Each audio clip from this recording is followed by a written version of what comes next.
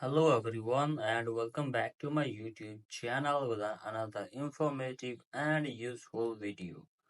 So guys, in this video I'm going to be show you how can you enable iPhone Findable after power off on your iPhone.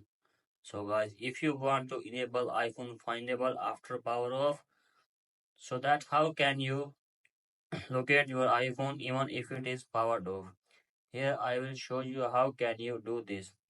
So guys, simply watch this video till the end. So first of all guys, what we need to do, we have to just simply open your setting, and from here guys tap on here your account, and from here guys simply scroll it down, and after that guys simply tap on find my tab here, and after that guys simply tap on find my iPhone. Tap on this and turn this toggle on, and after this guys simply turn on this toggle, and after that guys simply send last location, turn on this toggle.